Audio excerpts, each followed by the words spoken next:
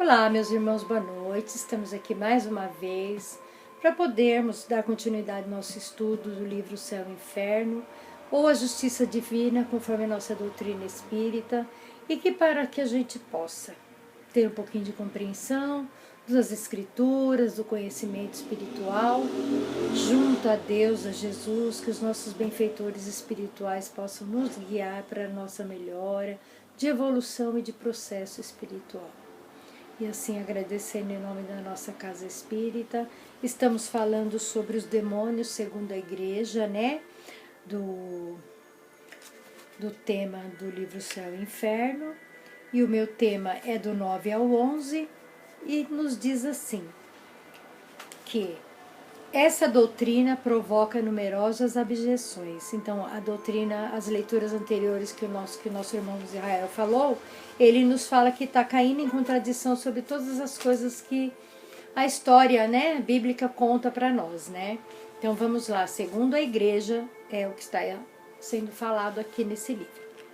Se Satã e os demônios eram anjos, é que eram perfeitos. Como sendo perfeitos, puderam falir, desconhecendo dessa maneira a autoridade de Deus em cuja presença se encontravam? Pode-se ainda conceber que se tivesse chegado à eminência de maneira gradual, após haver passado pelos planos das imperfeições, e pudesse ter sofrido uma queda dolorosa? Mas que o toma problema mais incompreensível é que não são apresentados como têm sido criados perfeitos. A consequência dessa teoria é a seguinte: Deus quis fazê-los os seres perfeitos, desde que cumulou de todos os dons, mas se enganou. E assim, segundo a igreja, Deus não é infalível. Então, aqui nos fala nesse primeiro item do item 9, que ele acha que Deus foi infalível, né? Segundo a doutrina cristã, que se ele criou os demônios, ele criou um ser imperfeito, mas só que para nós não, né? Deus quis dar uma oportunidade de todos os seres igualar com perfeição e conhecimento, mas conforme a maldade, a ganância e a ambição de cada um, o nosso irmãozinho Lúcifer, com as suas tentações, levou as gerações para um caminho que onde tem como temos aqui na Terra, o bem e o mal, né? No plano espiritual também existe isso, né? E segundo a igreja, eles não acreditavam muito nisso, né? Então, como que Deus se tornou infalível? Porque em vez de criar tudo perfeito e deixou que isso acontecesse, que tivesse a decadência, não foi culpa de Deus, foi culpa do próprio espírito inferior que se permitiu cair em decadência para querer ser maior do que Deus, né? Então, nada de falível, que Deus criou uma condição que não devia ter feito o bem e o mal.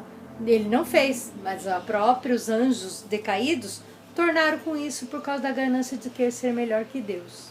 Assim eu explico da forma que eu entendo, gente, da causa dos demônios, dos espíritos imperfeitos, querendo uma ordem maior para ser dominantes. Desde que nem a igreja e nem nos anais da história sagrada explicam a causa e a revolta dos anjos contra Deus, que somente parece certo que foi recusa de reconhecer a missão futura do Cristo. É o que eu falei, né? Eles não queriam reconhecer. Que valor pode ter o quadro tão precioso e detalhado na cena que se passou? Em que fonte encontrou ela a expressão tão precisa que produziu como têm sido pronunciadas, na ocasião até mesmo simples e murmúrios, de duas ou uma, ou a cena não é verdadeira ou não é, ou é verdadeira ou não é. Se é verdadeira, não há qualquer incerteza. Então, por que a igreja não desistiu da questão? Se a igreja e a história se calam e causa apenas parece certa, tudo não passa de uma suposição ou descrição da cena que é mais simples uma obra de imaginação. Então ele fala assim, né? Se desde que a igreja, com todas as suas histórias sagradas, não explica as revoltas dos anjos contra Deus, mesmo mandando seu filho, mestre Jesus, para a terra, nem assim que uma ordem superior, mandando um espírito puro como Cristo, permanecer sobre a terra junto a nós, eles conseguem definir nesse quadro espiritual da chegada do Cristo para nós. Então, o que eles querem deixar essas questões para nós sem respostas, né? Então fica muita negação tudo que eles falam, mas eles não conseguem nos dar um suporte de verdade. O porquê de não acreditar, ou porquê que os demônios são sempre mal, ou porque não tem a chance de purificação, como na doutrina espírita nós sabemos que sim, que toda lei de causa e efeito gera o mal, e se o mal vai perseverando, cada vez mais os débitos vão aumentando, os espíritos vão se tornando menos puros e vai sofrendo em dimensões espirituais infernais, vamos dizer assim, pelo código do catolicismo. E para nós são as zonas purgatoriais, onde eles vão levantar e melhorar conforme os seus arrependimentos, seus remorsos, né? Então eles falam, se eles não conseguem definir uma causa e uma resposta, eles deixam tudo sobre a nossa imaginação. Se existe o inferno, vai ficar para sempre, e pronto, acabou, e bom vai ser bom e mal é mal. E não é assim, para Deus não existe isso. Existe sim a depuração do espírito e a evolução dele. E no item 3 nos falam assim: as palavras atribuídas a Lúcifer revelam uma ignorância que assustamos de ver num arcanjo que, por sua própria natureza e pelo grau que havia alcançado, não devia participar no tocante à organização do universo, dos erros e dos preconceitos que os homens professaram até o momento em que a ciência veio esclarecê-los. Como poderia dizer: estabelecerei as minhas moradas acima dos astros e dominarei as nuvens mais elevadas? É sempre antiga a crença que tem a Terra como o centro do universo, e o céu e as nuvens que se estende até as estrelas, a região limitada das tarefas das estrelas, formando a cúpula da astronomia e nos mostra aberta no espaço infinito, aonde as estrelas se espalham. Como sabemos, hoje as nuvens não se encontram além das 2 léguas acima da Terra, para dizer que dominaria as nuvens mais elevadas. Referindo-se às montanhas, era necessário as cenas que se passavam na face da terra que nesta, portanto, estivesse a morada dos anjos. Se a morada estivesse nas regiões superiores, estaria claro que deveria situar-se muito além das nuvens. Atribuir aos anjos uma linguagem tomada de empréstimos à ignorância dos homens seria declarar que estes hoje sabem mais do que os anjos.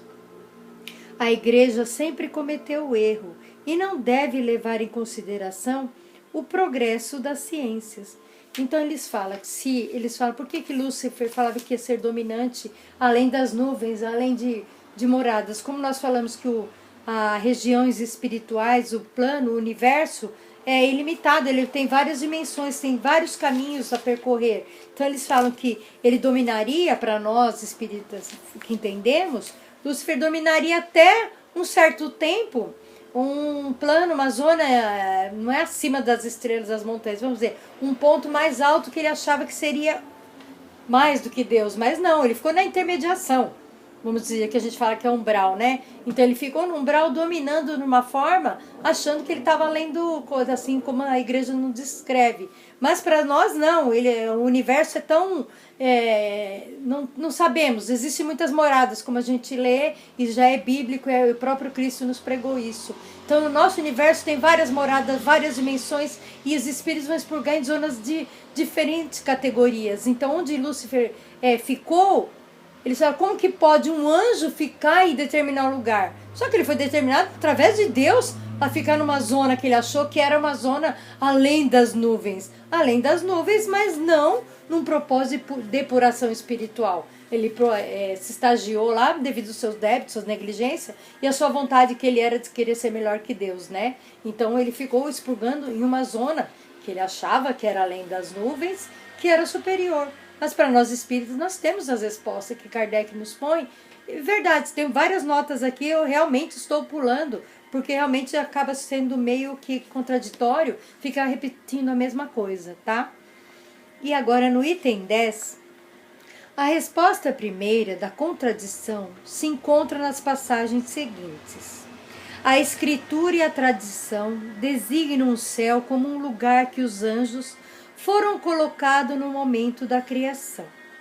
Mas esse céu, o céu dos céus, o céu da visão beatífica, aonde Deus se mostra aos seus eleitos face a face, aonde esses eleitos contemplam sem dificuldades, sem esforços, porque lá não existem mais perigos, nem possibilidades de pecar, a tentação e a fraqueza são ali desconhecidas.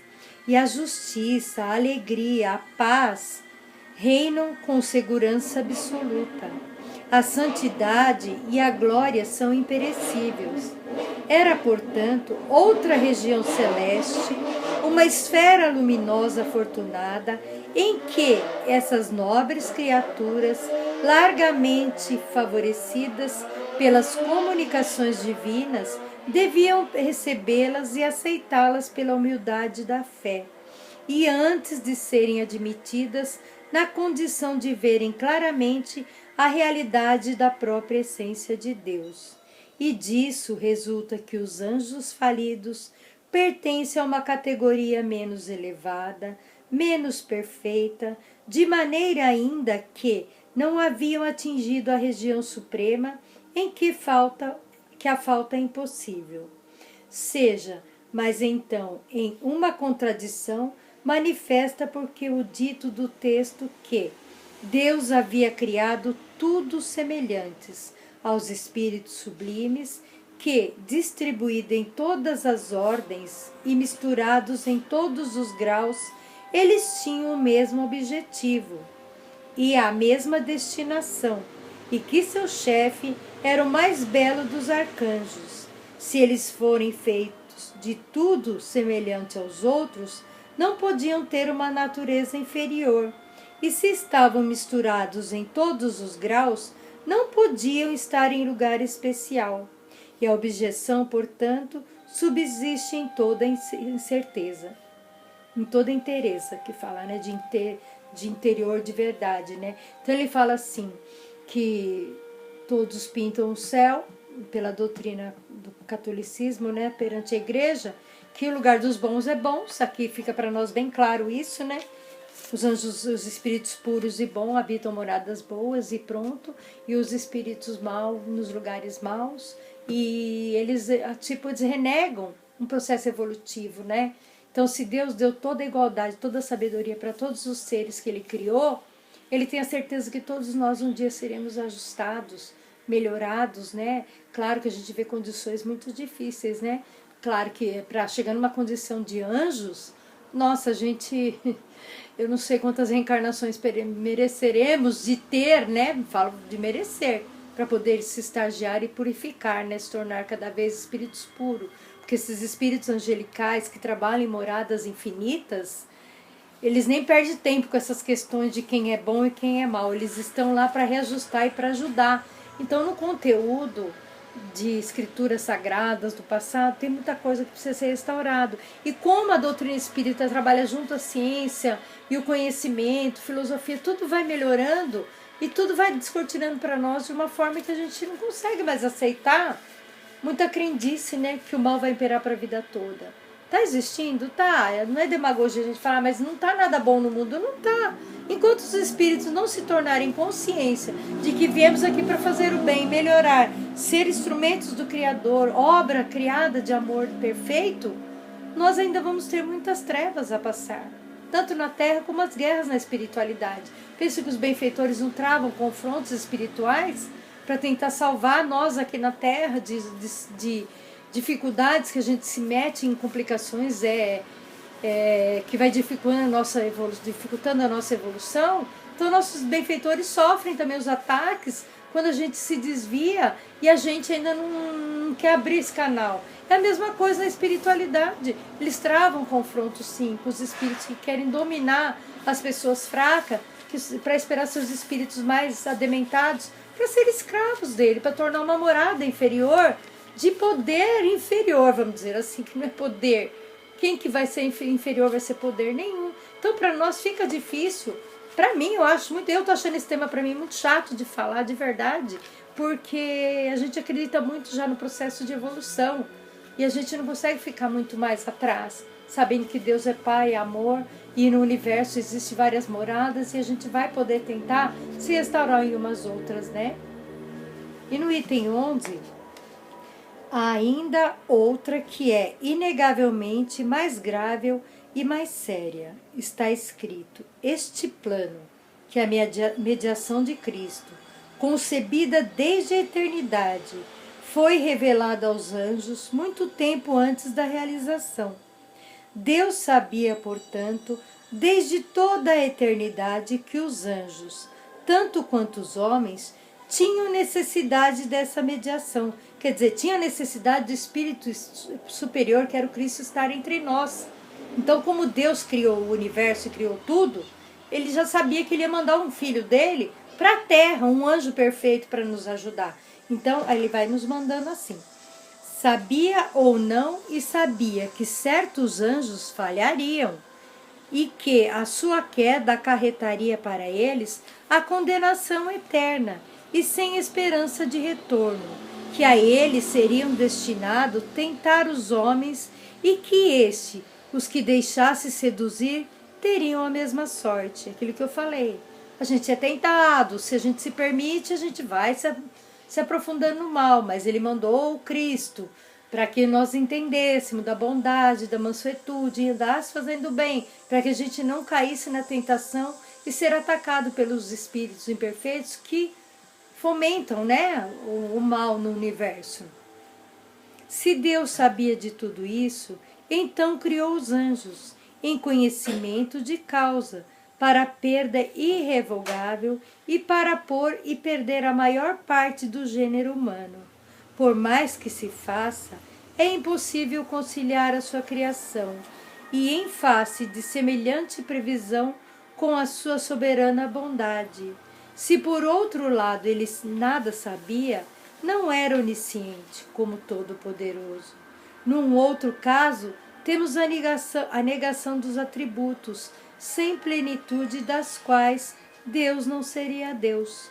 Então, olha só, como na contradição da doutrina católica, ele nos questiona aqui, né, falando de se Deus mandou o Cristo, sabia que ia ter homens falíveis, espíritos falíveis, porque Deus concebeu todos nós para a perfeição.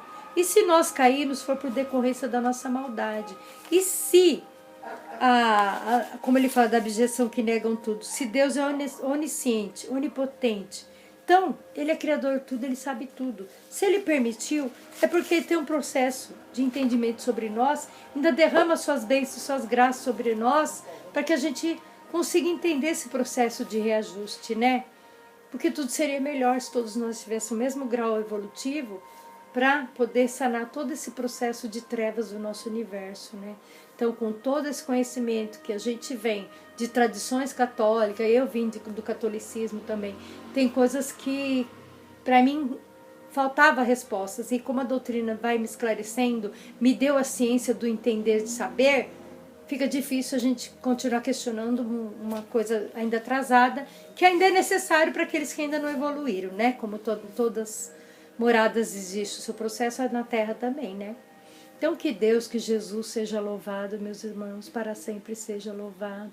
E através do amor, da luz, da misericórdia, me perdoe se eu não passei a contento essa leitura, e agradecendo aos benfeitores espirituais, porque são eles intermediários de Deus, que age sobre nós, ajudando, amparando, para que a gente faça o nosso melhor, ajude a esclarecer as almas errantes, para que a gente torne espíritos perfeitos no amor, para receber o colo e as bênçãos do Criador maior. Que assim seja, graças a Deus, meus irmãos, graças a Deus.